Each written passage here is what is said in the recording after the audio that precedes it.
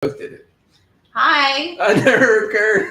Does it say? Oh, yours didn't work. Mine's live. Yours live? Okay. Hi, is anybody there? Me and Adam and I just hit live at the same time. So interesting, I know. So we're actually in the same place right now, but we Doesn't couldn't. look like it. Well, it doesn't look like it at all. But we couldn't figure out. Wait. Hi. We couldn't figure out how to do it on the same one. So this is look. Someone just left. Yeah. No, so we want to talk about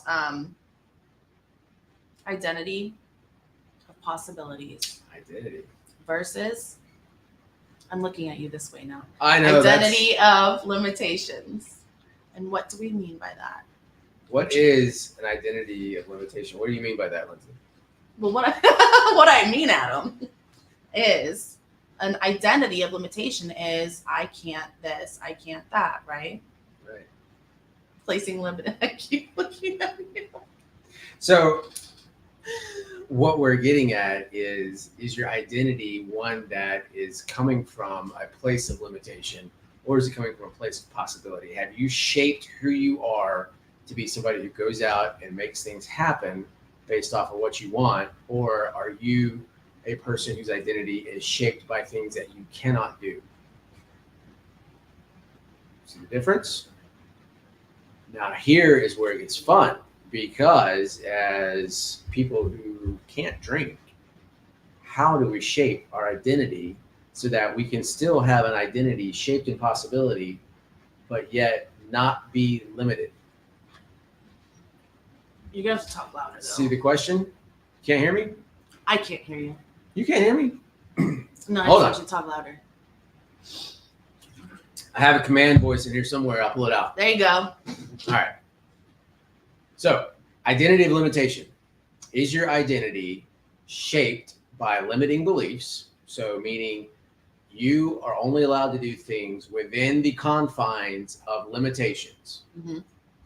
Or is your identity shaped with possibility in mind? Meaning you can go out and do things and make things happen regardless of limitations, is the way I look at it. Yeah. So the part there that we're going to look at is, as people who cannot drink, which is a limitation, depending on how you look at it, how do we develop an identity that has limits, Mm-hmm. but allows us to have freedom? Does that make sense? Yeah. Okay. So, how do we go about that? How do we go about that? Well, we have to start by identifying limiting beliefs. Okay. And we kind of talked about this the other day. We did talk about this. Not too much though, but I mean you did, but I was. Yeah. I mean, if you've seen anything I wrote or paid attention in the past, one of my limiting beliefs was that it's okay to do things as long as I don't get caught. I've talked about that in the past. Another limiting belief, just a really simple one, is I can't have fun without alcohol. Yeah. Me too. Or I have to please everybody in order to be liked. Or, of course, now that I'm trying to give you examples, I can't think of them. I know. I could just rattle Every off the top of time. my head. In order to feel love, I have to please everybody. Yeah. I have to be agreeable with everybody and do what everybody else wants in order to be liked. Again, these are all things that make you feel better about yourself. Mm-hmm. So, well, I can't offend others. That's kind of like something that came up for me. right. But I definitely can and Yeah, we were talking about that just a minute ago. enjoy doing it actually in my old life. But yeah, so that was one. But wanting everyone to like me, and that's something I talked about last night too, on my tweet or my post. Kind of like, what is my identity was not solid. It was, my identity is like whatever you want me to be, or whatever I need to be loved, liked, included. Not so much belonging, because I never really got there with that, but feeling like I fit in. I guess that was the thing, right? Fitting in. Yeah, you've talked about that before. Mm-hmm. That need to fit in, and so that's how you went down the path of no return. But there was a return. Yeah, we made a big U-turn. No, but yeah. So that was huge for me, and I mean, realizing these are limiting beliefs that we may have are not easy. It's not easy. It wasn't for me, anyways. It Right. took some time. Right. The identifying them, it takes effort. It takes exploration. It takes pondering. It takes sitting down and taking the time to think about this stuff, getting with a journal and being mindful of your thoughts, and then exploring those thoughts to find those beliefs. So we went Yeah. kind of away from identity for a little bit, but I think we should talk about limiting beliefs, because the only way that you can change those limiting beliefs is to know them, Yeah. and then put something in place that you can use as kind of a reactionary trigger when you identify that belief coming up in your thoughts, in your feelings, in your actions. You can identify it and change it. So no, I don't have to please everybody. Right. I'm going to be nice, but I have boundaries around me. I don't have to please you in order for you to like me. If you don't like me because I'm not pleasing you, that's your problem, not my problem. Yeah. And I have to be okay with that. So there's a lot of stuff to unpack around that concept and that idea. And there's a lot to put into place if you are at the very far end of not having any of it. But it takes time and it takes intention and effort to build it up. Let's talk about it in the context of early sobriety. I mean, you kind of just were, but so my identity was kind of the story I was telling myself, like Mhm. my old story before I entered recovery, because my story and my identity obviously drastically changed, and that was what enabled me to get strong sobriety. But my old story was, I can't do it. I'm not good enough. I mean, so many things. Right. I can't get sober. I can't stop using. I have this disease that I don't have a choice anyways. I can't stop. Right. You know? Right. And to me, that I guess we'll just go ahead and break the seal here. That disease model, that's where the error is, in my opinion.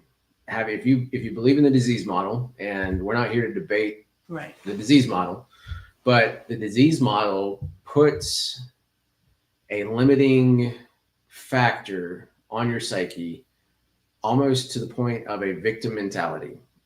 Because I am a victim of a disease, I therefore can no longer do things, and I have to do certain other things in order to keep the disease from affecting my life. Mm-hmm. So that mindset, that identity, you're coming from a place of a closed container. You'll never go past what the limitations of the disease put on your life. Mm. And so that's one thing. We like to use the analogy of a cancer patient. And so a lot of cancer patients, when they get cancer, they go, well, fuck, my life's over. Yeah. And one of the things that they work on is going, you know what? I'm going to live life anyway. Screw it. I got cancer. So what? I do my treatments. It's going to suck, but I'm going to live life. Yeah. And so when you come from an identity of possibility, you go, you know what? I got to do my treatments. So I'm not going to drink. That's my treatment. I've developed my identity of a non-drinker. Therefore, I'm not constrained by all of the things that come along with being an alcoholic or even an alcoholic in recovery.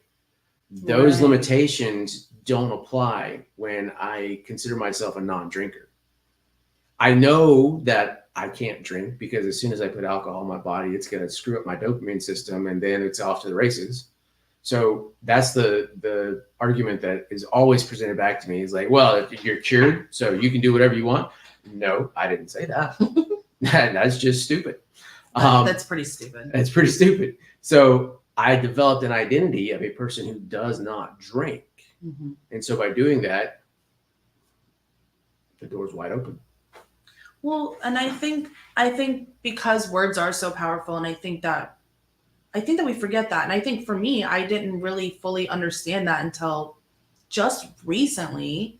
which may sound silly, but I mean, I didn't realize like what I was telling myself all the time until maybe a year or two ago when I started realizing that I'm telling myself in my head and even out loud to others that basically like I have something wrong with me. I'm an alcoholic. That's how I interpreted it, right? Yeah.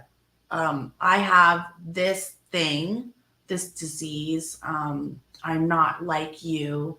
I'm different. I'm diseased. I'm, I guess, broken. I'm Yeah, exactly. malfunctioned or defective.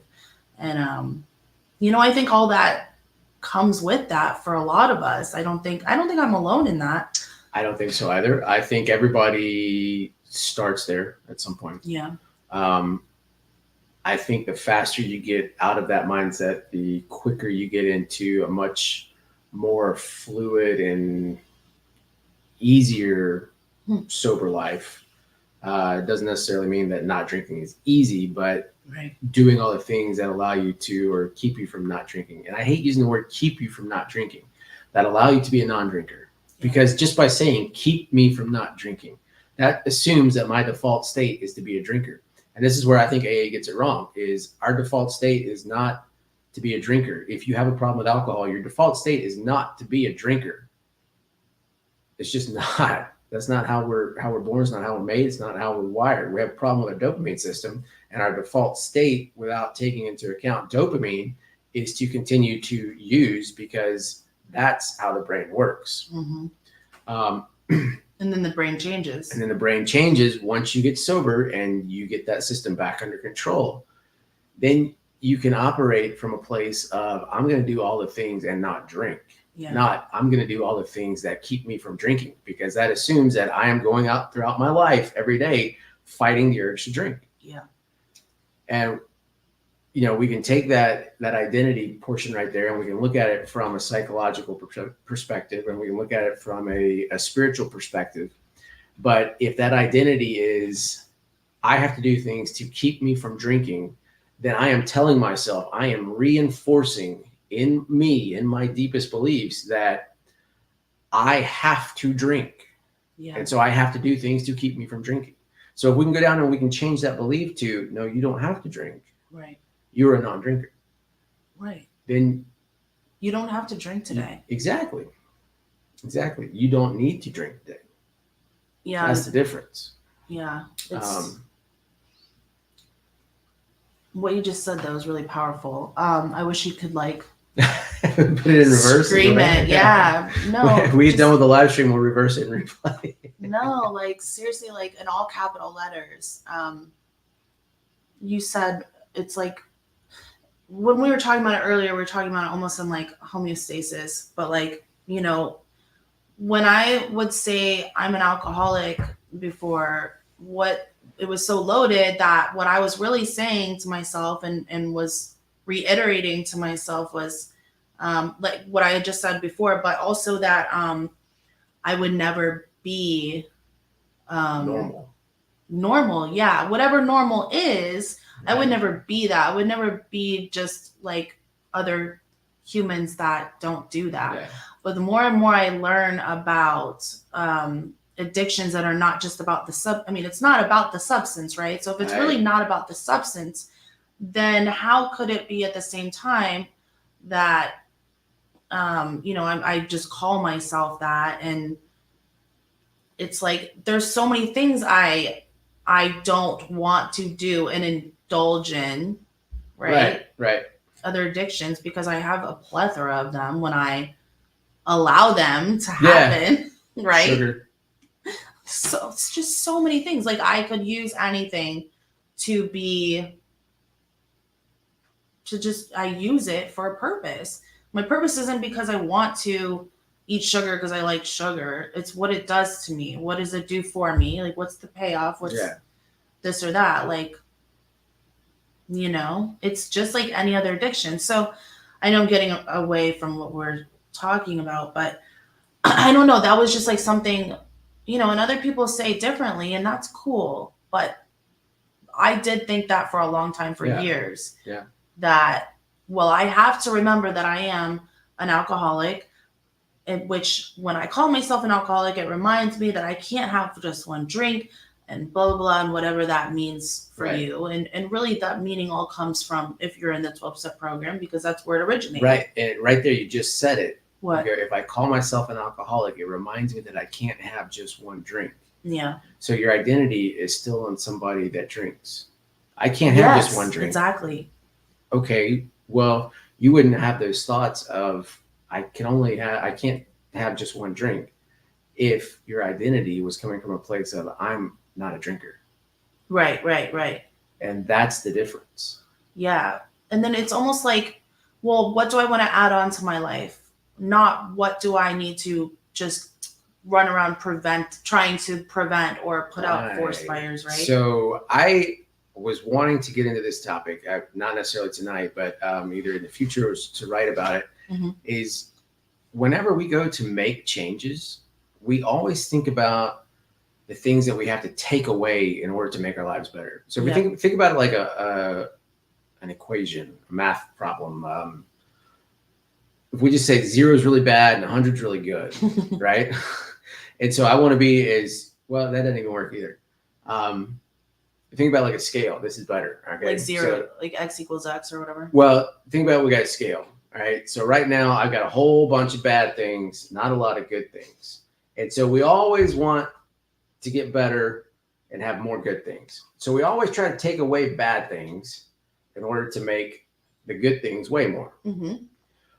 Another way you can do that, if taking away the bad things is really hard to do, is to start adding good things. Yeah. And it's really, it's hard to wrap your head around that when it comes to addiction and drinking and drugs and stuff like that. But think about it from a just overall health standpoint. Hey, you need to lose weight. We're going to cut out carbs and, take away your free time. So then you have to go run.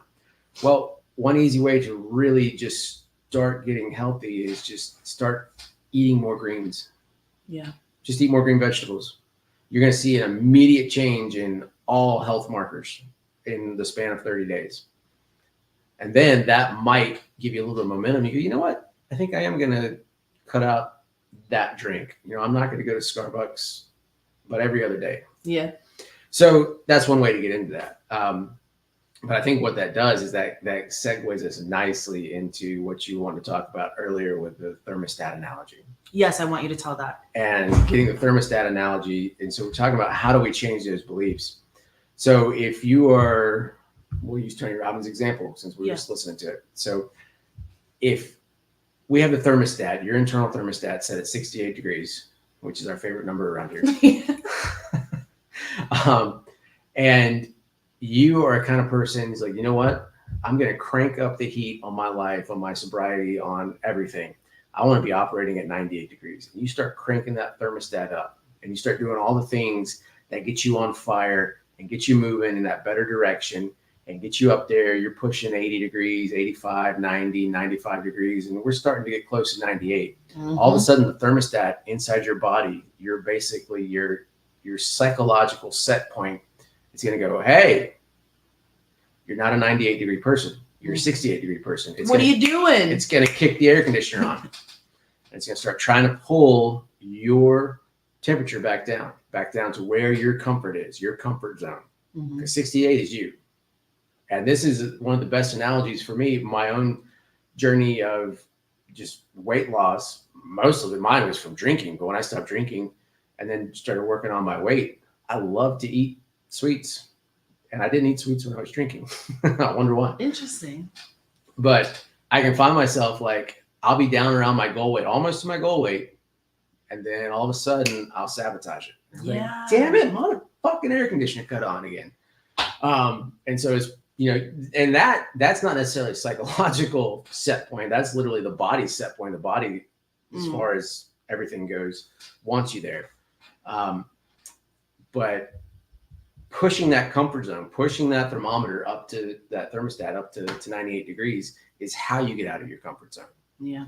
And then being mindful of all the new things that are in that comfort zone, taking those into account, literally internalizing them. It's like, all right, you know what? I'm feeling uncomfortable right now. I know I'm out of my comfort zone, but let's look at that. Let me write it down. Let me think about that. Why do I feel uncomfortable? Mm-hmm. You start internalizing that. And then eventually your body goes, you know what? All right, 68. Yeah. I'll bump you up to 78. I'll give you 78. I'll kind of meet you halfway. And so now 98 doesn't feel as bad. And then eventually it's like, yeah, you know what? 88, we'll go to 88. Eventually over time, 98 is a new set point. Yeah. And so you go, you know what? I'm going to go run a marathon this year. So now we're going to make the set point 108. Your body's not going to like it. Your psychology's not going to like it. But eventually you'll get there. And so the same thing happens with our drinking. Mm-hmm. We go from whatever quantity you're drinking to zero. Talk about a huge change on the thermostat. Psychologically, mentally, just from thought processes, behaviorally, actually physically. So. Well, and that's the thing too. It reminds me of when I got sober, all these things, being in treatment, and I'm fire for recovery. And, I'm in the 12-step meetings every day, multiple times a day. And I'm like really getting it. And it's like, I found this new identity and it's working for me. And the feelings that's the magic of recovery magic that I talk about all the time. Mm-hmm. And, it's like that spiritual feeling that we get, most of us, right? And it's like all of a sudden when you realize you're kind of far away from what you were doing, the drinking every day. This is what happened for me anyways. It's like a panic set in, and I'm like, like realizing like, oh, hey, it's been this long, I'm different now, but like that familiarity of the drink, like it starts popping in your head, and then it's like, that's where I was for so long. Yeah. And this is so foreign and this is uncomfortable. Yeah. But I've learned, being sober for years now, that becomes my 68 degrees eventually, right? Right. Like up here. And that's my new norm. Yeah. My new homeostasis. And so what I wrote down earlier was getting outside your comfort zone. When you push that thermostat up to 98 degrees and it's not your norm yet, mm-hmm. and then you're not doing all the things that you're supposed to do to take care of your life from a recovery standpoint, if you let go of these, your body is going to allow you to relapse. Your brain's going to allow you to relapse. And so that's why it's so important to be doing all the things that whatever your program, whatever you're working is to keep you on the path, keep you on track. Right. Because as soon as you let those go, then we're going to drop right back to where we started. But if you stick there long enough, eventually you get to the point, your identity will shift into a 98 degrees.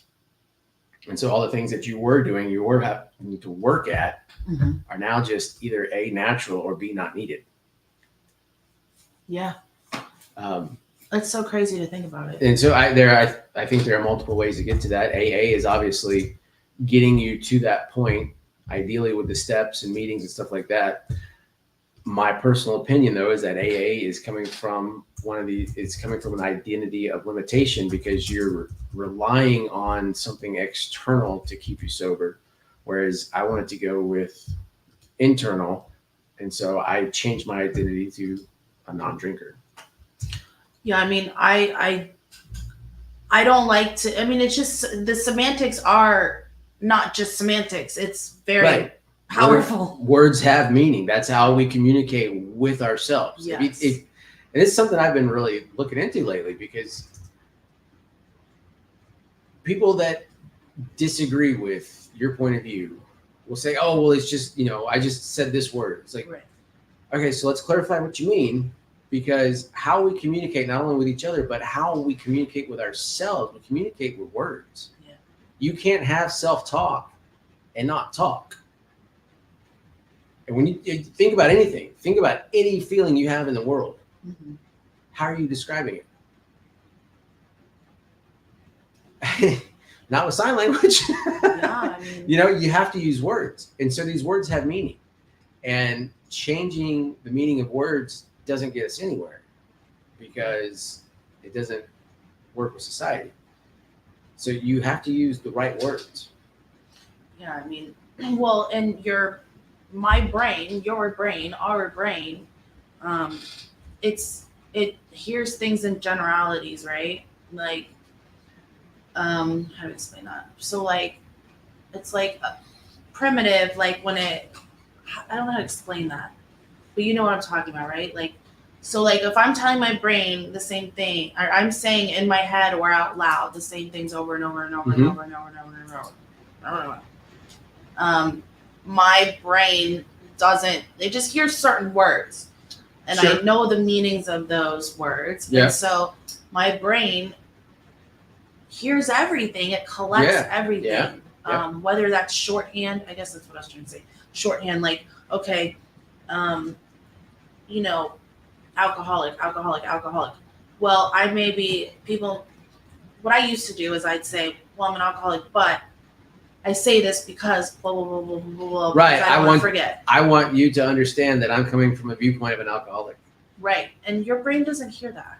No, Your brain doesn't know the details. Yeah. It just hears Yeah, alcoholic. it Well, is- what is that? And then it also you said, I'm an alcoholic.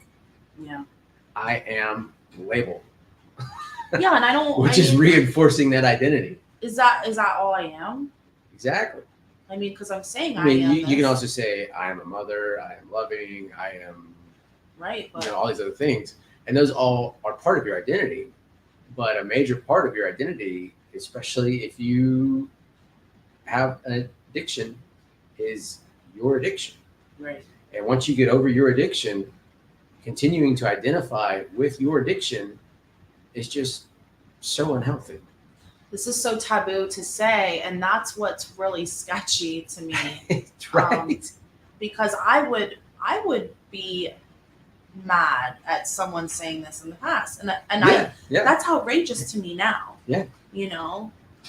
And so it's the longer that I look into things about addiction, the longer I've experienced addiction and recovery, the more that I realize that it wasn't black and white, because things are not Right. black and white ever. No. Um, Shades of gray. Right. And my brain wants to attach onto a story a clear cut directive, a clear cut black and white story of like, I'm an alcoholic, so that means this. It's like one of those graphs, right? Like Yep. a flow chart. Like that's Yep. what I want, nice and neat. And it's not. And it's not. We can't pretend that it is. Yeah. I mean, I guess we can, and we are, Yeah. right? We without me, I don't want to do that anymore. I want to really just look at experiences and facts, and anecdotes in front of me. Like, what is this telling me? I'm not going to be in cognitive dissonance forever. Well, and you know? so let's look at why the identity of an alcoholic, even one who is sober, continuing to identify as an alcoholic is so harmful. Because words have meaning, and because that's how we communicate with others and with ourselves, even though we don't think about it. Mhm. Think about how we always talk about, erasing the stigma of the addict. Until you can brainwash and go in and remove it from the society's, The world. Yeah. psyche about what an addict and what an alcoholic is, the stigma is always going to be there. I don't care how much work is done on erasing the stigma, until you can have a reset on the definition of that word and apply it just unilaterally to the world, it's never going to work. And so that stigma is there. So then all those negative things that go along with being an alcoholic are there.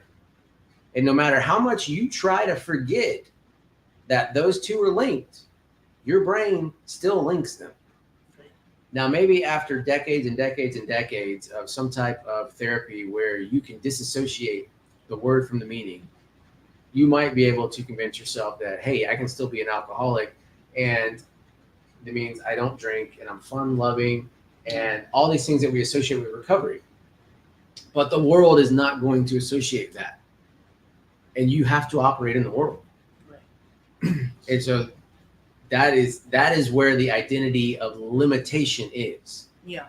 Because you are identifying with all of those limitations, all those negative aspects, all of the stigma.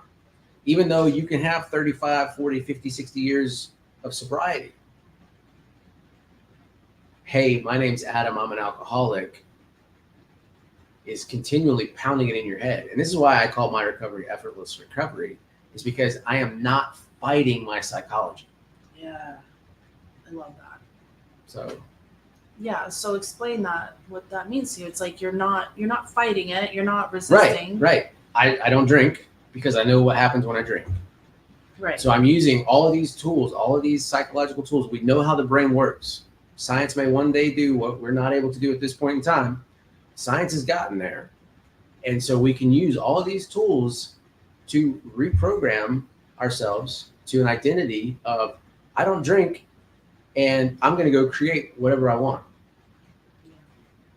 Well, yeah, it's like that's not all that I am, and I know what the devil's advocate, would Right. be to what I'm saying, because I was that voice before Right. to others. So, but I've come full circle, and so I told you guys a story of, I guess it's not really a story, but just like a little explanation of why I decided that I didn't want to do this anymore. Identify as that, because it was limiting me. Right. Because I was dating someone that I considered a normie, which is silly anyways. Because hold on, I just want to take a break and explain this. If everything is the premise that there's alcoholics and non-alcoholics, and that it's how it's explained in the big book of Alcoholics Anonymous. So everything is like coming off of that, right? Like branching off. So that's where my beliefs were. Well, what if the premise isn't even true? What if it's not true? I can't say that. I can't definitively say.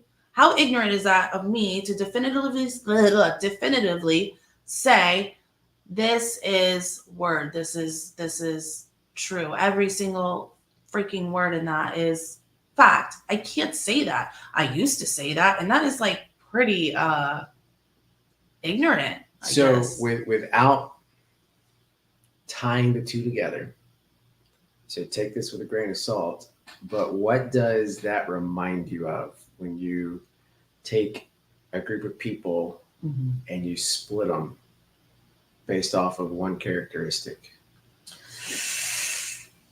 Oh. So we do it with alcohol. Got me there. Skin color. Yeah. Yeah. Gender. Religion. Yep. That's how I Alcoholics felt. and normies. Yeah. It's derogatory, and I realized, like, I thought I was being funny saying it, and now I say it in the way of, like, because this is how my mind was before. Right. And this didn't happen like super long ago. Like, this is like a working theory, working belief that is transforming for me, that I'm not going to limit myself. What if whatever I thought, like, what a crazy idea. Like, what if whatever I believed isn't the only thing that there is? Yeah.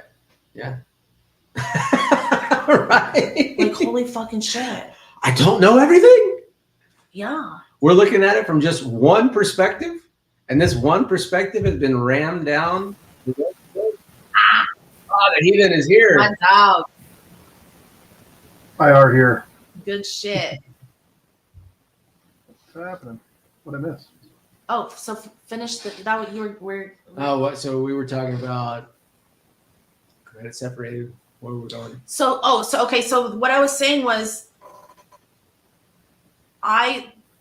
this came about, my change and what I decide to identify as, right? Right. That sounds silly. But identify as an alcoholic or not. That's what I'm talking about.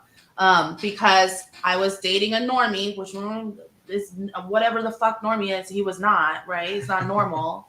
But in my head, I'm like, he's not an alcoholic, therefore he's better than me. And like, I know that can sound kind of extreme, but it's not. Think about it. Like, me with years of sobriety, that's what was in my head. Like, that was a hidden belief, though. I didn't realize. I'm not like actively saying that in my brain, right?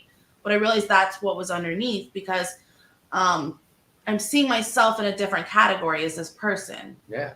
He's higher than me because he didn't Right. have a drug and alcohol problem, and I'm in this box. I'm never gonna You got go a ceiling. past this. Yeah, I'm never, because I have limitations. I Right. have these limitations on me that I'm Yeah.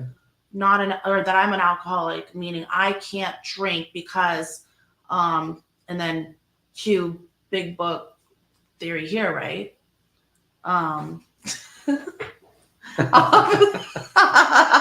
Hello, Ray.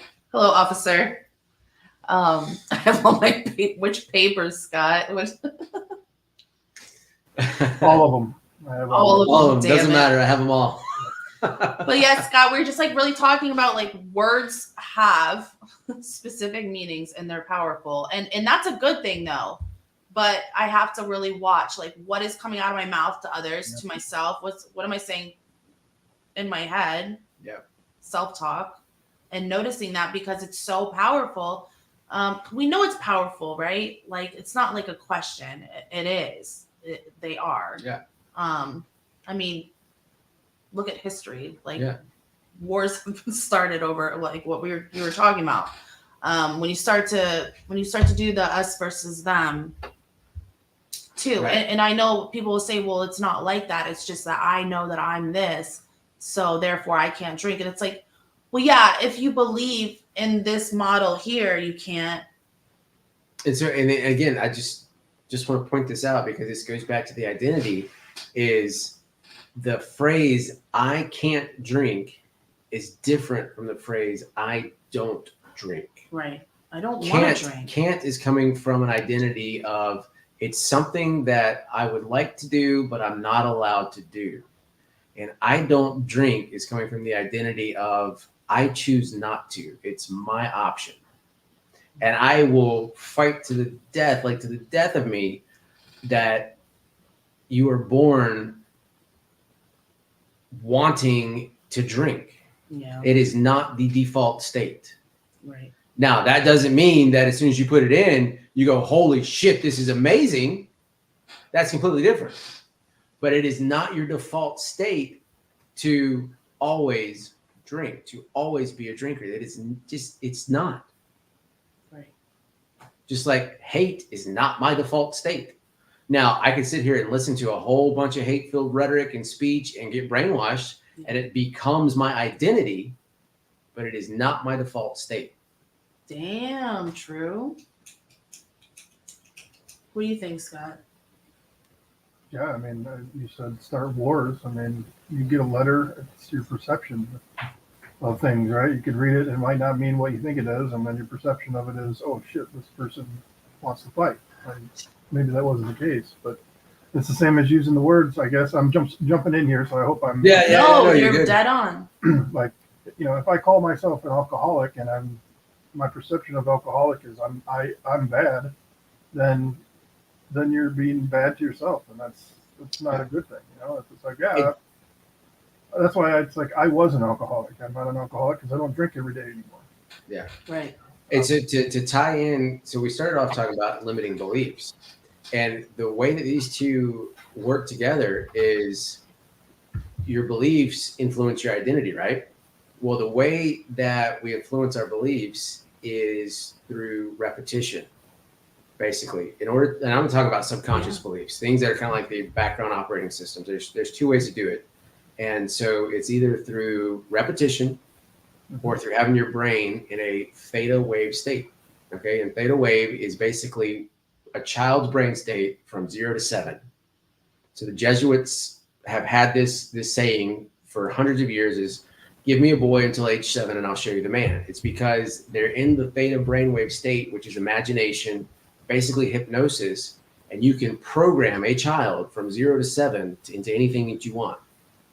Absolutely right. Different conversation. Take that information, pull it into this one. And it's, if I need to change something in myself, I have to get into a theta brainwave state, which is basically hypnosis, or if you learn how to do it through meditation, it's possible, or repetition. Repetition is the other way to do it. So if you're constantly repeating a negative identity to yourself, you're constantly reinforcing that belief.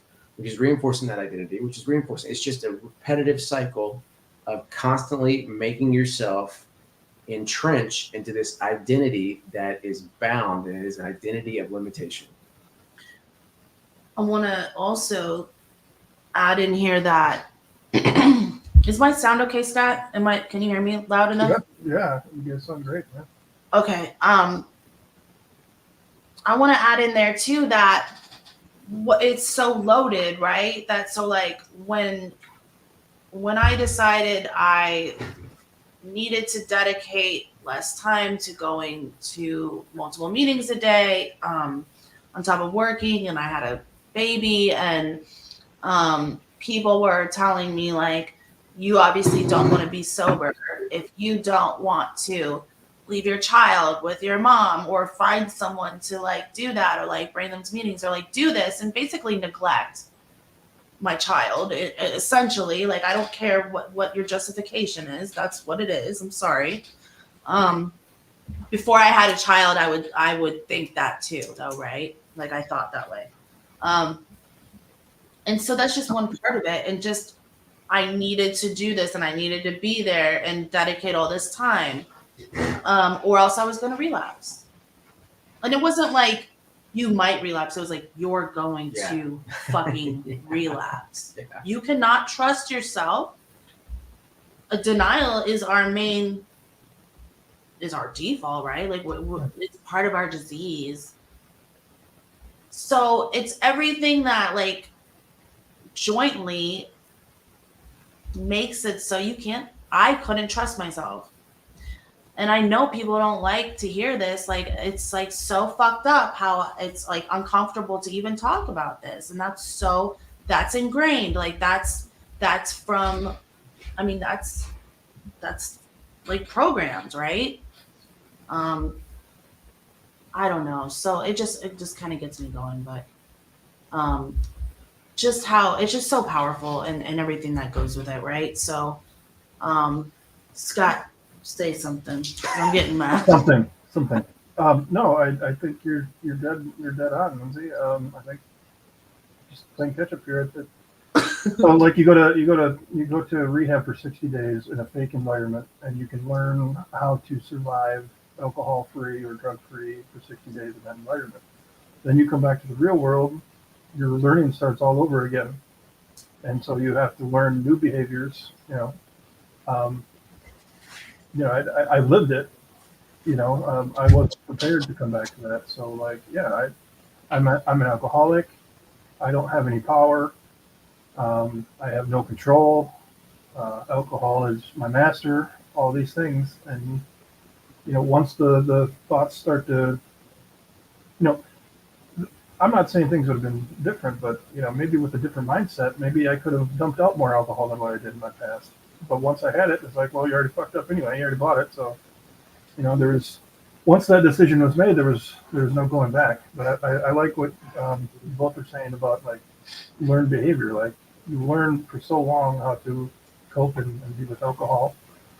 For me, it was 20 years, and to think that you're just going to change that in 90 days, 90 and 90 or 90 days stay in a treatment, I think that it's just going to flip the switch in 90 days is unrealistic. So you need the positive self-talk. You need to retrain your brain in any way you can.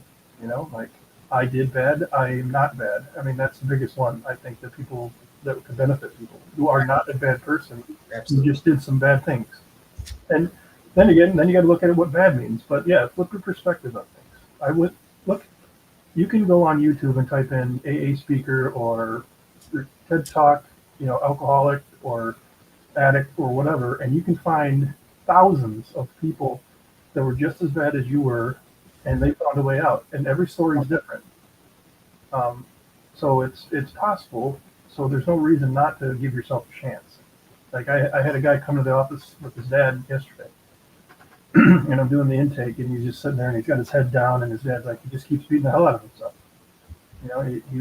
He did it for a few months, and he relapsed, and he can't get off his own ass. Like he's just beating the shit out of himself. And I was like, I told him, I was like, dude, who made you walk in here today? Did your dad make you walk in? No, I wanted to. He just came with me. you have to understand how big of a step that is. You have to give yourself credit for just walking in the damn place and asking for help. Again, this wasn't his first time there. I've never seen him before, but I've only been there since kid. So yeah, changing your perspective on things, absolutely. So you said something a minute ago about learning to live after treatment, after 60, 30, 60, 90 day treatment. What do you think would happen if in treatment people were told to think about it as, hey, you don't drink anymore. When you get to the real world, all of your decisions are going to be made in the viewpoint of I don't drink, instead of, hey, everything that you do has to be run through the filter of I can't drink, I'm not allowed to do this. Right. I wonder how many people that would save. How many people would be like, you know what? Cool. I'm good. I'm going to use everything that I was taught because I don't drink, and I'm going to make my life better. Yeah. Whereas, and Lindsay said it a few times, wanting things you're not allowed to have. If you keep coming at it from I can't have that, well, then you're obviously going to want that. And I've talked about it before. The way your brain works is it doesn't recognize negatives. Right. All it's going to say is I can't have that means I have that. Yeah. It only focuses on the subject of your thoughts, not the actions of your thoughts. Yeah. And I read a book today that we both read now, and it talked about a cave-in. You're in this cave and things start crumbling around you. Eventually you're going to freak out and that helpless feeling is going to kick in, and you're going to start banging. You're going to start doing crazy things because you feel helpless. Right? So you're going to start banging on the rocks with your fists. You're going to break your wrist. You're going to claw yourself up. Right. And so you start making bad decisions because you feel helpless. So we need to have people feel empowered when they come out of there that they can do it, and that it's not this impossible task, right? Yeah. God, this is such a good thing. I might do a podcast after this and read this part of the story. I do it when Adam leaves too. It's so amazing. It talks about TJ. Oh, sorry. I guess you're good. Send us a burger over here. I I'm gonna go to the corner store. Anybody want anything? I was gonna say, I wonder what the Uber Eats distance would be from TJ to you. I know. Sorry, Scott. Go ahead. What were you gonna say? No, you're good. You said empowered though, and I want you to expand on that. Say what now? You said empowered, and I think that's very important. Yeah, I think everything comes down, and I'm gonna butcher it because I honestly thought you guys were gonna be done, but some of the sentences that were said in here, it's like the inability to speak left this person terrible feeling, like being caught in a trap, like overwhelming helplessness. That those words relate to me. That's how I feel when I feel trapped. I feel like, what can I do? And the easiest escape is to drink. That makes the appearance that I'm out of said trap. And even in the story, it talks about, when I decide to drink, there's a freedom feeling to that. And that's a learned behavior that I've learned for 20 years, right? And so I'm feeling helpless. I don't know what to do about what's coming up in 2 days. I grab that bottle, or I have that bottle in my truck or in my hand. That feeling of freedom is already there. And it's kind of silly because you're drinking something that's going to bring you back into a trap and cause a problem. But it's all about the freedom and getting out of that trap in your mind and getting out of that helpless feeling in your mind. And so you got to find something that empowers you. For me, it's doing this and talking with you guys and being on social media. It's me being as open and honest as I can with the people that I care about. That empowers me. Like by telling them that I'm weak and struggling and I want to go to the store and buy some alcohol. That's taking the power away from the thoughts that were taking over. Oh yeah. So I want to tie in. You mentioned the cave example, which I think works great with what we were talking about earlier. Which earlier before you got here, we are talking about how your comfort zone plus your life circumstances, when those two have the right combination, you've got almost a guaranteed relapse. Yeah. So if we take the cave example, and let's say that the comfort zone is, I'm going to use a mine example because this is actually a true scenario. Miners are comfortable at the bottom of the cave, basically down at the bottom of the mine, right? And they have scenarios, and they're taught and they're trained what to do in case of a cave-in, in case of a collapse, and what to do to lower their oxygen consumption, lower their energy expenditure, and basically in order to survive until help gets there, until they're rescued. So they start doing that, and this is a real MSHA case. But anyway, there was a mine collapse in West Virginia, and a whole bunch of people down in the bottom of the mine, I think there were 38 to start with, and they've got oxygen, they're not supposed to talk, and so they're getting outside their comfort zone, right? Because now there's a cave-in, they're supposed to be conserving oxygen, doing all these specific steps, which is not their norm. They're out of their comfort zone.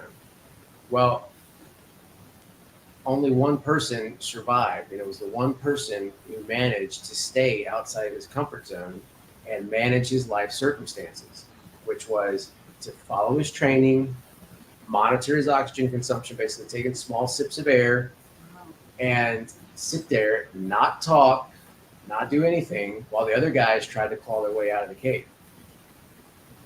And so he was rescued. And so being outside the comfort zone, managing his life circumstances allowed him to escape that situation. If you're outside your comfort zone and you don't manage life situations, it's almost a guaranteed relapse, because it's going to pull you right back down into your comfort zone of drinking. Yeah. Or trying to survive without the mind. But anyway. That was a good. That's a great example. The other good example that goes along with that was the I can't remember the name of the study, but the dudes that went to Vietnam, and how like 90% of them was doing heroin Right. in Vietnam because they were trapped and they felt their helplessness, you know. Yep. And then when they came back, only like a small percentage of them continued to use heroin, because the other ones came back to a reality that wasn't helpless, and it wasn't it felt like a trap. So I think it was And you could almost make the hypothesis or the assumption that 10% or so that continue to use, had they been introduced to heroin on the streets in the U.S., would have become addicts, and the rest of the people would have just been recreational users. Right. Yeah, for sure. Wow. Yeah, no, that study is wild, and that's an old study too, but it shows the importance of environment and, you know, our life situations too, like what's around us. Like, that's not just people, it's, you know, everything. Well, what about Rat Park? That shows the same thing, right? Remember Rat Park? You know, right? Oh yeah. We've talked about it before. Oh yeah. But that's wild too. It's like they had this life, like Rat Park, like a carnival too. Like they're living life, like they were happy, their environment that they were living in, and they didn't seek was it cocaine water? I think so, yeah. They didn't seek it. But it's just fascinating. So look it up if you guys at home are curious about it. The Vietnam, which you guys probably even heard of it before. Yeah. And the Rat Park, there's a TEDx, the guy does it. I'll post the link on the text. Yeah. So the opposite of helpless, when you type in opposite of helpless, it's independent. So when you are independent, and you know they even tell you this in AA, like you have to do this for yourself. So when you're not relying on your environment and other people to make you happy, and you become independent and you have that strength from within, you're like, hey, I'm worth this. You know, I can do this. You know, Yeah. that's when the helplessness goes away. And then the trap, you know, the opposite of the trap to me is freedom. And so, you know, I know now after reading this, that's why it's cool that we're talking about this, man. After reading this chapter and the relatability that I had to this guy that wrote this book about this person, I can look back and there's hordes of evidence that every time I feel helpless and trapped, that's when I went to the bottom. Yeah. I was Interesting. I like that the opposite of helplessness being independent. I would, at least for us, I would say the opposite would be self-efficacy, self-efficacious, Autonomy. because it's exactly what you just defined. It's the power. I have the power to do this. Whereas helplessness is I don't have the power to change anything. You have self-efficacy. You have the power to change it. And just thinking about it from an early recovery standpoint, because I'm independent, I know where I would go with that if I only had 30 days. Yeah. Right. Thanks, TJ. Thanks, TJ. That means a lot. That's really what we're trying to do, and trying to make this space safer. Sounds corny, right? And I hate people say this, but making a safe space for everybody, right? Every different walk, every different recovery, every different bottom, high bottom, low bottom. We're all in this together. All the same problem, right? Or seeking the same solution of just living life happy without drugs or alcohol. I don't want to be addicted to. I'm not. I'm here to make jokes and to offend you. Well, apparently I am too. I'm migrating that way every single time. Yeah, I'm migrating that. Why does every time? But no, there is no judgment, because I think it's like we've come to that point in our recovery to where Yeah. we know this. Well, so let's just talk about that for a second. We were talking earlier about what calling ourselves retarded, and is that offensive? So if anybody out there is offensive, I'm sorry. What? That's totally what we were talking about. I know, but I was thinking you're going somewhere else with it about the relapse thing. No. Says TJ says, "Good luck offending me." All right, we're on the same boat. Okay, I'll go next then. So what I was going to say is, what it is we're to the point in our lives, in our recovery, and just about everything where we are comfortable with who we are, and we're comfortable expressing that. You know, I am a weird, goofy nerd, and I know it. I love You are it. pretty nerdy. I'm telling you, you're speaking to the choir right here. It's like I was telling you earlier, not many people teach their 2-year-old Newtonian physics. But when you got a 2-year-old, they're going, for every action, there's an opposite reaction. Somebody's a nerd. That's winning. That is winning. It's not nerdy. But what I'm saying is you get to a point I don't want to say you get to a point in your recovery. Your recovery gets to a point where you are comfortable with who you are, and that is recovery. And I think at that point you can say you are recovered because you have found and recovered what alcohol, what your drugs, what your addiction took from you. You have recovered it, and I have absolutely no problem saying that I'm recovered. And I'm cured. you should tweet that right now because that was really good. Oh, shit. What did I say? Yeah. It's not about where you're at in your recovery. It's where your recovery is at, or something along those Yeah. lines. So what did I say? It's not about being comfortable in your recovery. It's about your recovery getting to the point where you are comfortable with everything, and that is the definition of recovery. Okay. Right? Supreme comfort with yourself. Yeah. So Okay. And that can apply to whether you go the AA route or the non-AA route. yeah, it doesn't matter. It doesn't matter. Like, and so I'm going to take that very smart comment and I'm going to dumb it down here. Thank you. So no, I'm not saying people don't understand what he's saying. I'm going to make a stupid comment to make his look even smarter. So to go with whether it's AA or it's some other way, to argue about whose recovery is better is like living, in hillbilly country and arguing about who has sex with your sister more. Hey, wait a second. Ray's family's in West Virginia, so Jesus. Well, my I just family's from met him. my great grandmother's from West Virginia and she raised me. So West Virginia is where, like, I said hillbilly country, so you are the one that is directing the hillbilly comment toward West Virginia. damn it, you're right. I would never say such a thing. Oh, Beautiful country. I was talking more like Canada. Oh shit! No, we probably got people from Canada too. I'm just kidding. But yeah, I mean, it is absolutely stupid to sit and argue about. Well, you're not recovered because you didn't do this. It's just dumb. It's the dumbest thing ever. I'm so happy every time I see somebody post that they got 3 fucking days.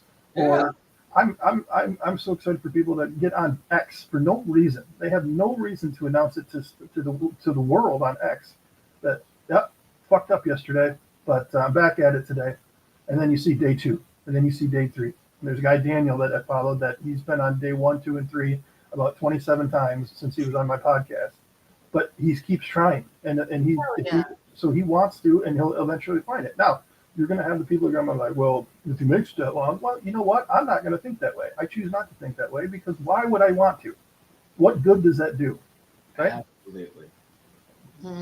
We were just talking about this before we went live. I got a text from a friend. I don't want to say specifics, but after doing a type of outpatient program for a year and just graduating, recently they said they relapsed and reached out, and I instantly was like, oh, that like deflated feeling. I was like, oh man, because I care, I really like this person. I care for them. And I said to Adam, I'm like, but you know what? My other friend said, what could we do? And I'm like, just love her. Just love the person. Like, what else? Unconditional positive regard. Nope. What? No. You don't have to, right? You tell them to get their ass to a meeting and make the fucking coffee and Damn it. ask them what they didn't do There and must why have they been didn't do it, and tell them they clearly weren't ready. That's how you respond. I know which book you just finished. That sounds a little cray-cray if you ask me, though. It just doesn't sound like a solution. Yeah. But so it's because you know what? Because It worked for me. It worked for me. They used to hit me in the head with a hammer when I walked in there. It worked for me every fucking time. Shut up and make the coffee, boy. Work that leg time. Oh shit. Oh shit. You know what though? That's a good way to keep someone from not coming back. Yeah. I'm just gonna state the obvious. Then they weren't ready. I would like to do an entire live with me being that guy, and just to see if I can annoy the shit out of everybody. Because I think I could do it. Don't do it. You would annoy the shit out of me. We Fat. could call it role play, right? That's a different It's not streaming exciting. Like, You get him on find the sober heathen on OnlyFans. Yeah. There you go. OnlyFans. There you go. Talk about pushing comfort zones. But no, I think there's a new sheriff in town. Like I think recovery is changing. It's transforming into it's like people are learning that like yelling at people and shaming them doesn't really help. It doesn't change them. It's just like, no, you're just an asshole, and like nobody. Do you think they are? I think that some are, yeah. I want to believe. I've changed. I know, but I think some are. I think a lot of people are beginning to wake up to a lot of new ideas, and Yes. whether they adopt them, they'll at least entertain them now, and at least consider Hopefully. them. A lot of people, not everyone. And there are a lot of people that won't entertain them, especially when it comes to a subject like this. And the rigidness, and that's scary for many reasons. I said I'm on OnlyFans, Ray. She didn't. But I'll send you the link later. Someone wrote that on my YouTube too. Like, Well, I'm not gonna let you steal my.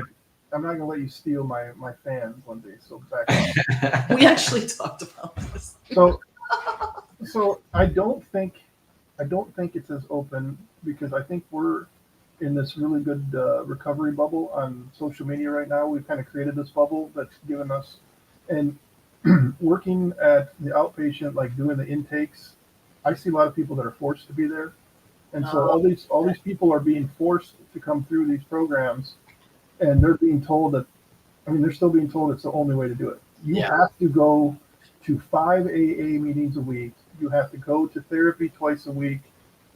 We're taking your license, and if you fail, we're going to put you in a cage, right? So I think that when you have the powers that be are still thinking like cavemen, they're still the ones that are in the majority, and I think that's why. But I think you're right, though. I think you're right. I think there is growth for sure, but I think the majority is still this go to a meeting. I think, yeah, you're right that we are in a recovery bubble that I don't want to say we've created, but that we've kind of found, you know. And I think my goal is to increase it and make it grow. Yeah. Um, When I said we, I meant like the hashtag recovery posse. well, yeah, That's the we that it's. Yeah. No, not everybody is like that in there, but I think the majority of people just want to pick you up and give you a pat on the back and say, "Atta girl, atta boy." that's why I like Beyond Sober. And a girl. Hold on. Let's put a little thumbtack in that. Which part? Little sticky note. Atta girl. Atta boy.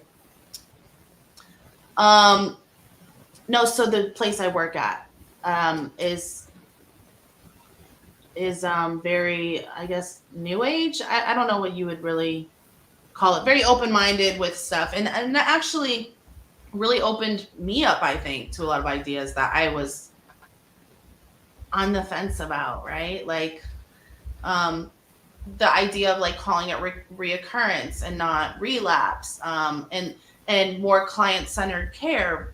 Which, what is client-centered care? We know what that is, but it's it's Carl Rogers developed it, and it's a lot of things, but to put it simply, it's client-centered. Like it's not aggressive. It's like the client kind of discovers their own path. It's old. Like it's before that, it was what Gestalt therapy was like very confrontational before he came in, which reminds you of something, right? Like it's interesting. So that's like what is pounded into our head, and I was already like that, and so it just like really expanded my understanding of like what really seems to work, and I see more success with this program that I'm in working in now than the other 5 or 6 that I worked at before, where it was, you better fucking do this, you better do that.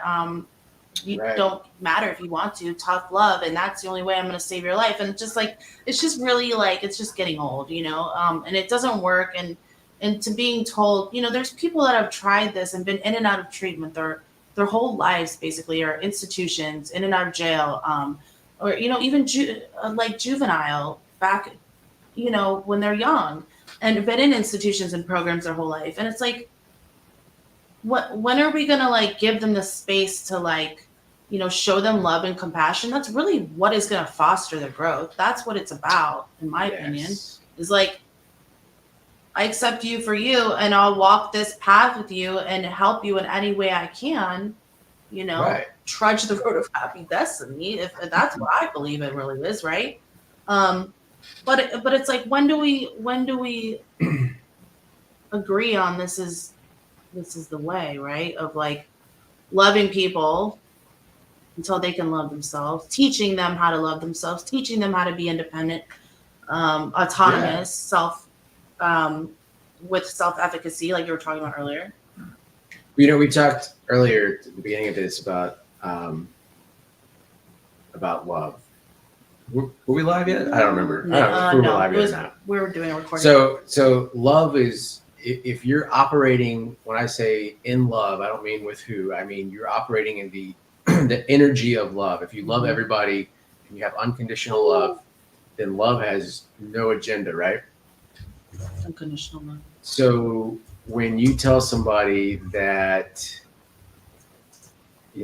sorry, you must not have done something right, that's why you relapsed, are you operating from a place of love?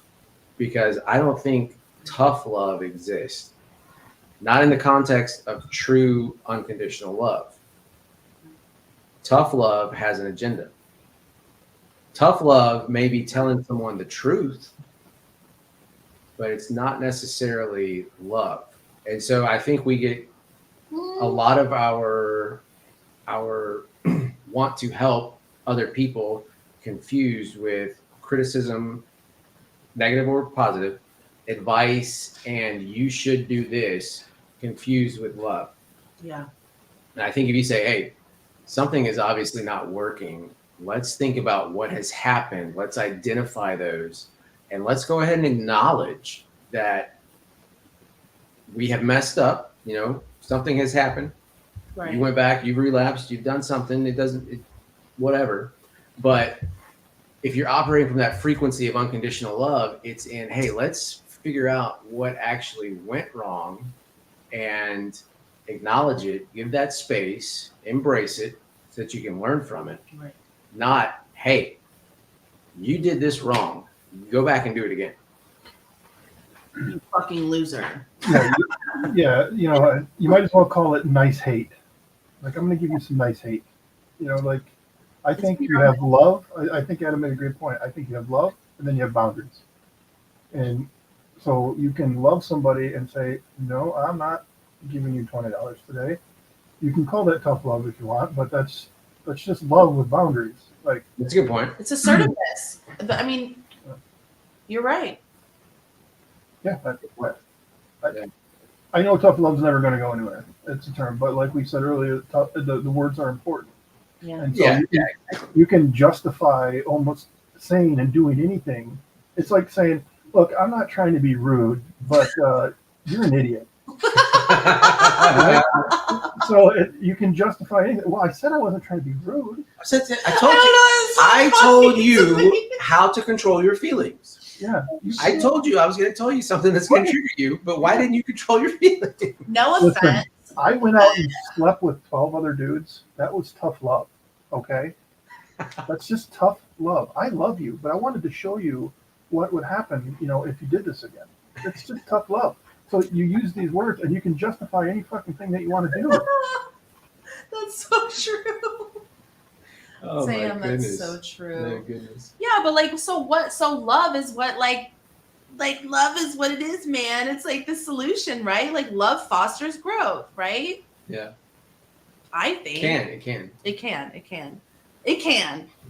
True love, and I can be assertive and I can be nice and loving, but assertive, and I don't have to be a dickhead,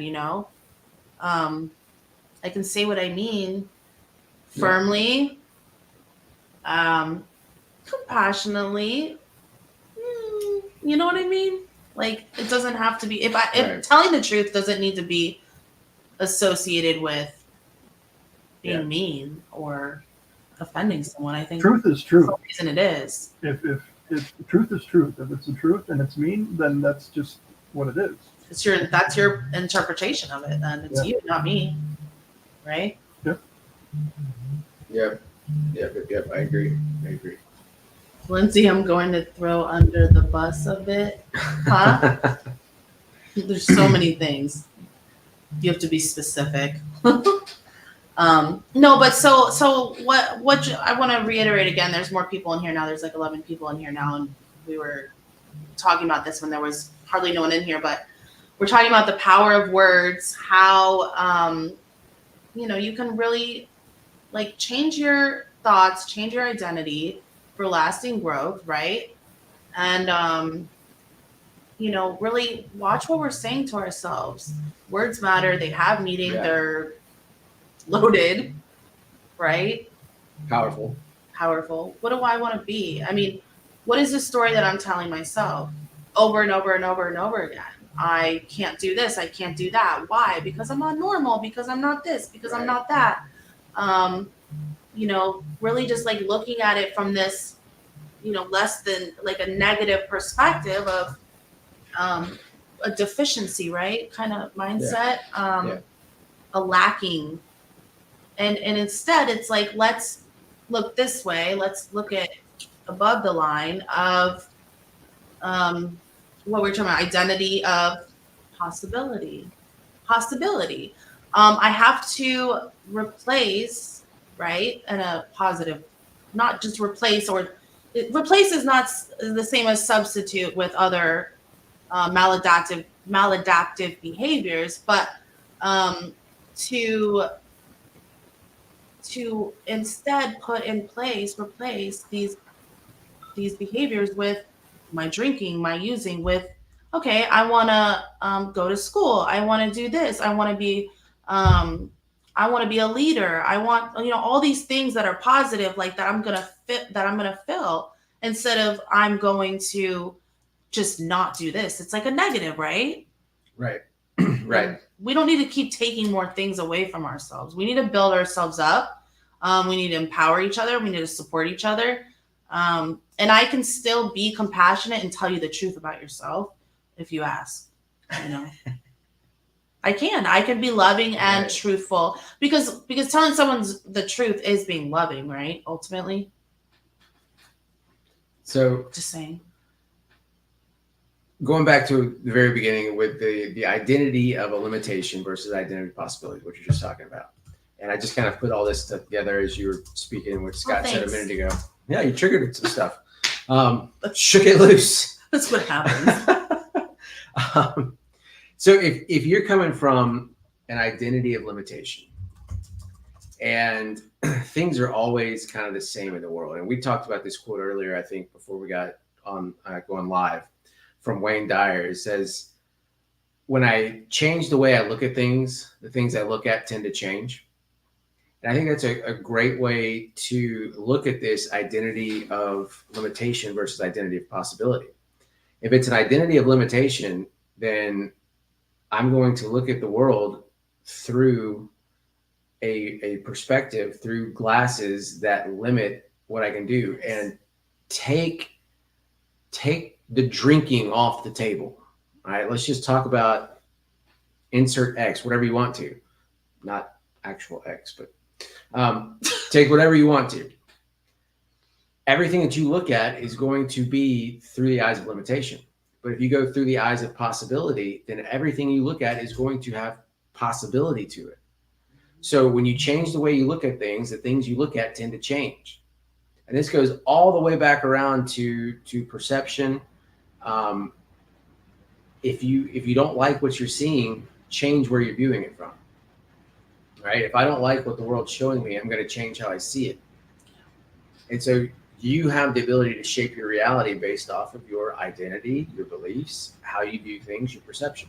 And I think that's what it all goes back to. And I know it seems like constant repetition of the same theme, but it really is constant repetition of the same theme. If we're going with changing beliefs equals changing identity, which allows you to be somebody who just doesn't do something as opposed to somebody who can't do something.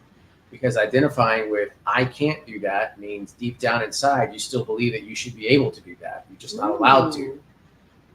Whereas if I don't do that, then deep down inside, I just don't do that, so it's not an option.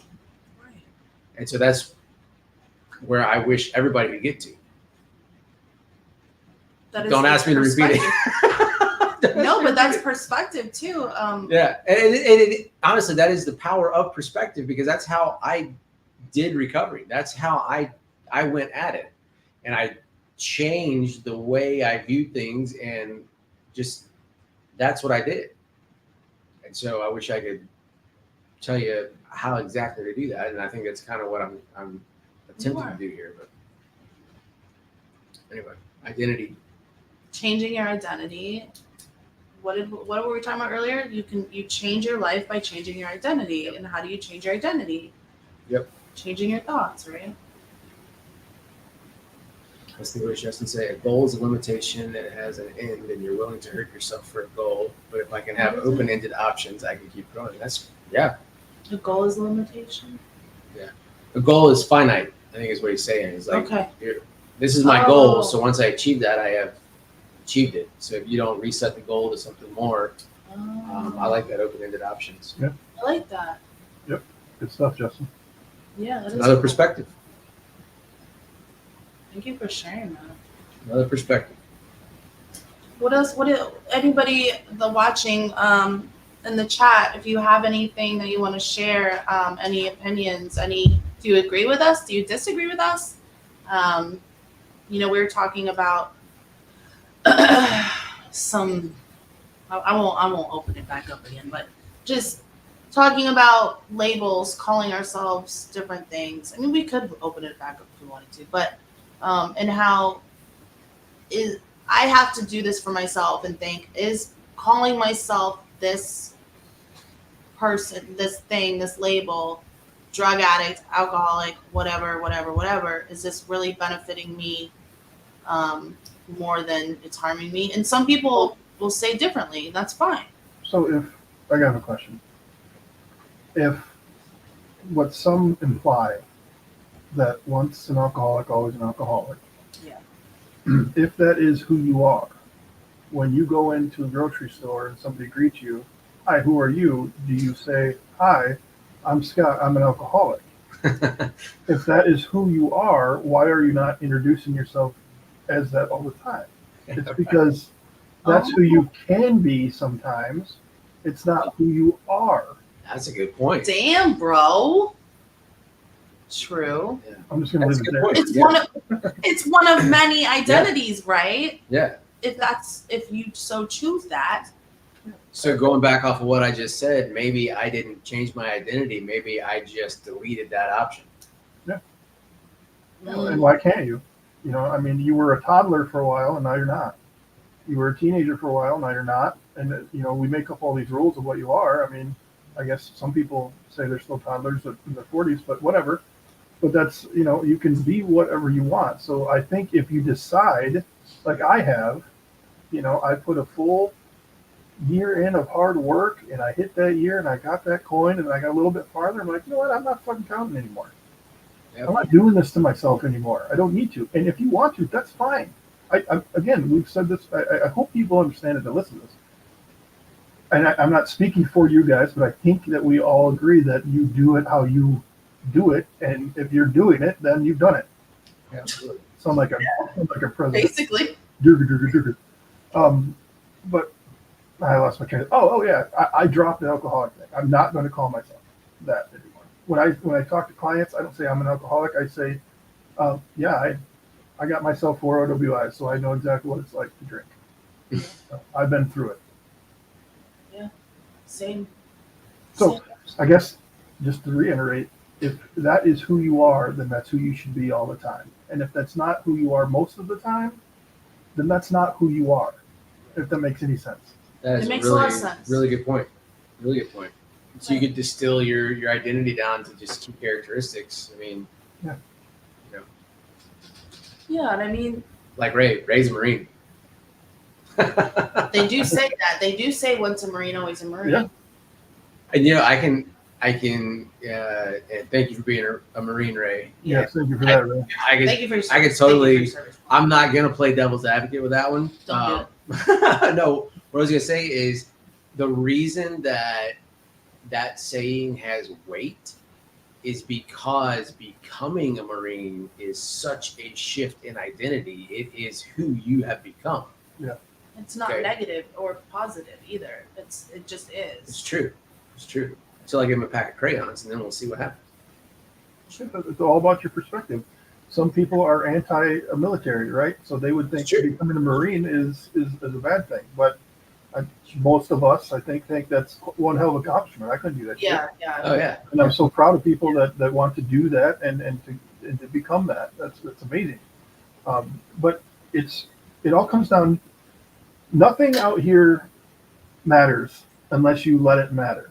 So Hmm. if you're calling yourself an alcoholic all the time and that's making you feel bad, then stop doing it. Call yourself something else, like your first name, right? Like call yourself like a father, whatever. You know what I'm just saying? No, you're right. It's so I just true. Yep. Sorry. no, it's not good. I just it's the negative self-talk, and sometimes you are pushed in certain groups to say negative things, to keep the awareness. I think the purpose of it is to keep the awareness of what was. But at some point, you got to let go of what was and move into the what could be. And the longer it takes to do that, the harder the road is going to be. Yeah, write it down. He's writing that down. Got to go. He's literally taking notes over here. November 10th is my birthday. That's a good date. Oh, nice.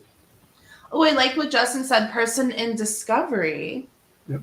That's cool. Yeah, I mean, Adam, you'll have to just send me that in a message because I forgot what I said already.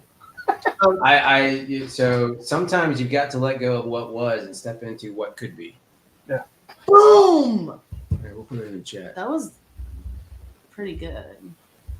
It's pretty good. Can't type. That was Tony Robbins good. That was good. All right. Well, then good night, everybody. No, we love Tony. Send your checks. We're watching on the big screen. Yeah.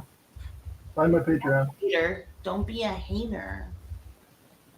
Sometimes you let go of what was. I like to say I'm in recovery. I'm recovered. I'm sober. I'm in sobriety.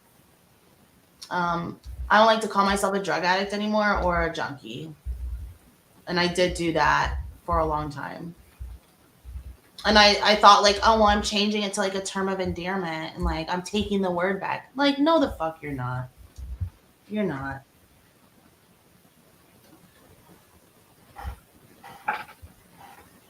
It's not working.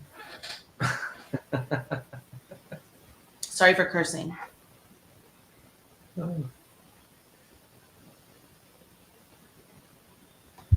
Well, you guys had some topics you wanted to talk about. You can do those on your own. Hello? You want to just go ahead and do it. Oh, Well, no, I think I'm going to do a little prep before I. prep. Yeah, I don't do that very often, but this was so mind-opening that I think I'm going to actually do a little bit. And then the Sober Heathen will have a podcast that'll be recording at 11 a.m. tomorrow, so look for that early tomorrow afternoon. And Awesome.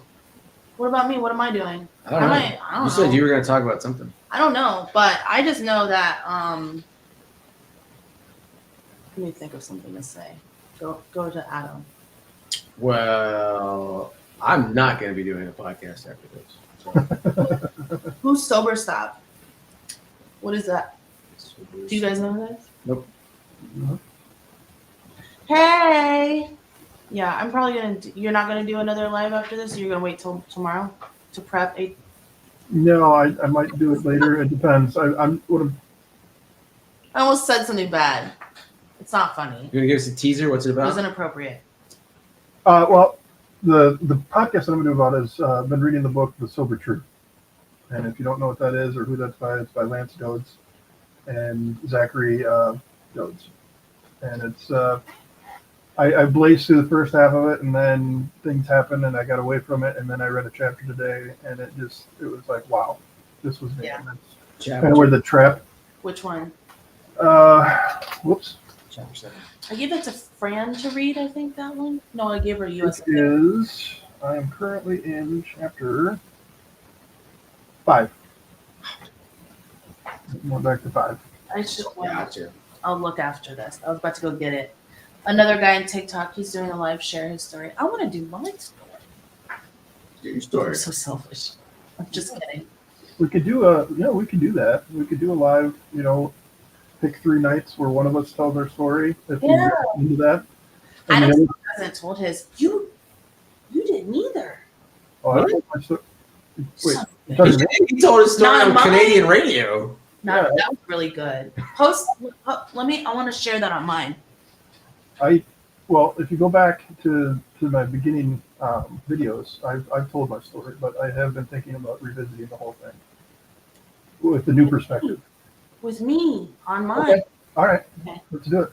Thank you. Yep. Hey, you gotta what's tell your happening? story on mine. You haven't told your story. Oh. We just talked about stuff when you came on. Okay. Did you know what I mean, man? Yep. Kind of. You do?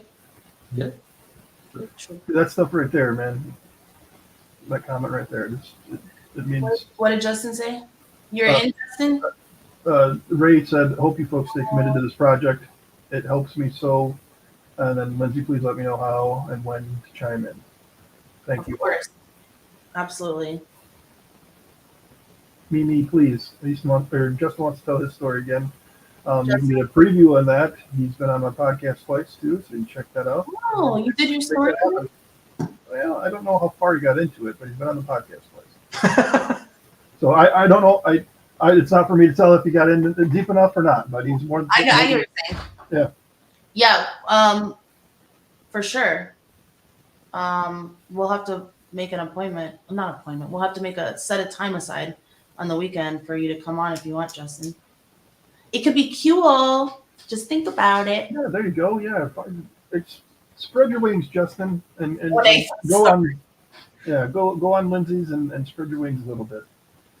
He can spread those wings. So I told you dark humor, right? I mean, like, you picked that 1/8 for a reason, right? I don't get it. An eighth of a gram. That's it. That was the Eighth joke. of an ounce. It's not that dark, Sorry. but it's not dark. Oh my It's goodness. All right. Inappropriate. How about inappropriate? Inappropriate. Inappropriate humor. Irreverent. We gotta do it though. We gotta do it because What am I doing? and I hate it when people like don't make drinking jokes around me. You know, it makes me feel more uncomfortable. You know, just say it. You know what I mean? Like, just say it. Just say it. I do it all the time. I do, man. You talk about you want to see somebody get embarrassed. We go out to dinner or something with my parents. Oh, Jesus. Oh man, I start making all the jokes.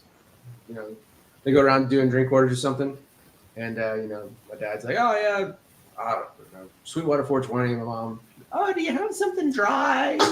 And you know, she tries to make up a drink, and to get around to me, and I'm like, "I just have seltzer." And you know, the waiter, you know, when everybody's ordered drinks, there's like 5 or 6 drinks have been ordered. They get to you, and you're like, "Oh, I'm a seltzer." Or club soda, they kind of look at you for like that extra second to see if you're fucking with them. Yeah. And so then I'll either start telling stories like, "No, dude, you know, it gets really bad quick." You can own it, dude. Yeah, you can own it. And, dude, if I got anything but a seltzer, dude, you would see me, you know, twigging berries hanging on about 5 minutes. You know what I mean? That's a So, good yeah. one. You bring me a Moscow Mule, and I will show you Moscow real quick. You Jeez. think Bert Kreischer has a story? Just hold on. You ever seen a meat helicopter, sir? Because you will after a rum and coke. Oh. More like a mini drone. But anyway, this is Yeah. this is pretty good. This is pretty good. I'm glad I hopped in I love late. when you're pleased with yourself. I got a wedgie. It's Oh. bad. What the fuck? So Happens. all right, so I'm gonna do a live. He's going to his friend's house. Hey, look, we're in the same place. Where are you? oh, you We got meat? we couldn't figure out how to do it without doing different. It took like 30 minutes to get the mic. Is that a Mickey Mouse light that you have there? Damn right it is. Oh, that's You super goddamn dwarves. She lived in Florida. I live in Florida. That's a good point. Everything's Mickey Mouse or Publix. What is he, the state animal? Wedgie. What? So is Mickey the state animal or something? I think so. The mouse thing. As much Oh. money as he brings in, he might as well be. Oh, this is what my light that I got over. Dude, that's tight. All right, it's hard to see, but yeah, this is my brother from another mother. Jesus Christ. That's pretty cool. I got a heart light. I got a new heart light. Nice. Oh my God! Hey, everybody. Did you read the comment? Yeah, Ray is out of control. Ray is off his tree. It's 13th step in here. At least it's a circle. 13-7. No, that's the opposite. I want that hat, homie. All right. What hat? Oh, It's Yeah. hair. It's hair. so I posted a bunch of new things that I've made for the sober heathen. So I'm hoping that maybe I can find my way into some merchandise here. I want to hear you tell a joke. Who? You. Dude, Like a that's knock-knock joke. like a what? A knock-knock joke or something. I Like got nothing. stand-up comedy, but sit-down comedy. What's the Um, difference between Tiger Woods and Santa Claus? No. Santa stops at 3 hoes. That's That's pretty good. pretty good. Yeah, I got nothing. You got nothing? Okay. I'm drawing a I blank. figured Man. we had more people in here. Maybe that would be a good joke time, but Very chill, bro. Oh shit. All I right. love you guys. All right. Hey, this was great. Thanks for letting me hop in Hey, late. this is really good. All This right. is really fun. We'll Hey. do it again soon. Hey, bye. Hey, bye. Hey, bye. I love you guys. Hey, Hey, wait a minute. hey, Wait, hold on. hey. Bye. Okay, bye.